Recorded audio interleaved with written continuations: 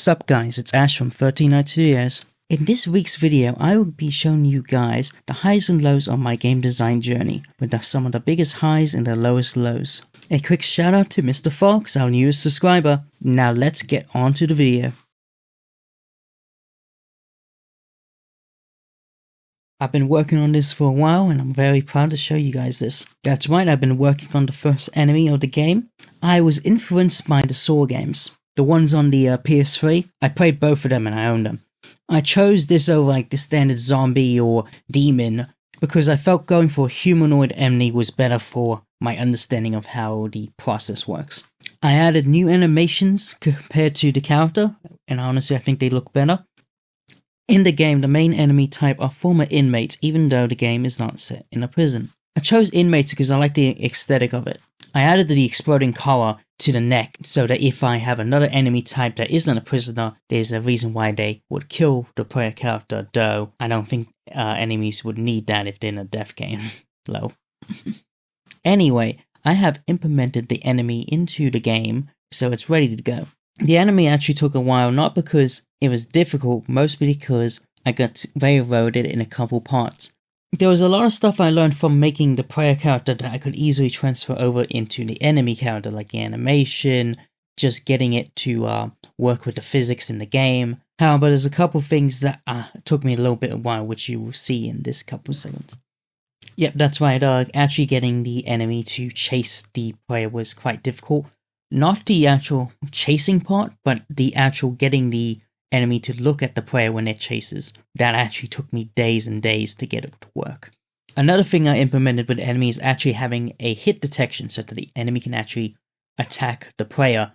Now the game will actually be a game with there being some gameplay. One of the reasons why these videos have been taking a little bit longer is trying to get these enemy to work. It's a lot more complicated than just making some models after all. Now that was the high, now get ready for the low. This part of the video will be mostly me ranting. I understand that this won't be most people's cup of tea, so just skip to the end if you would like. I wouldn't be mad about it. Okay, so you saw the title of this part and you're thinking, what the fuck is this about? If you ever played a Resident Evil or Silent Hill game for that matter during that era, then you know, once you move into another room, it will teleport you there.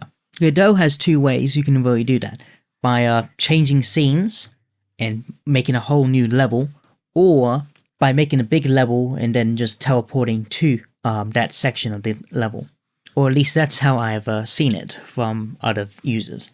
Anyway, I thought it would be easier just making one big level and then just teleporting to individual parts of it. You can kind of see that in the level design video where you go further back. However, I didn't expect trying to get the character to teleport to be so bloody difficult. Now, I managed to get the player to teleport to a specific location. The problem is, if you have two of them together, that's when the problems arise. So you can kind of see in the footage that I managed to get one door working. However, a little further on, you're going to see what happens when there's two doors. Basically making this option not viable. It might be a cool, like, little gameplay moment I could use it as, but for an actual, like, door, like, transferring, I might have to take the L and just make small individual levels. What do you guys think about the new purple character? Gave it a go to add a little bit more spice to the video. Well, that's the end of the video. I think I might go back and fix up the protagonist, give it a fight animation, or maybe I'll work more on the level design. Haven't decided yet. If you guys have a better idea, put it down in the comments below. Speaking of comments, just remember to like, subscribe, and hit that bell notification. And I'll see you guys in the next video.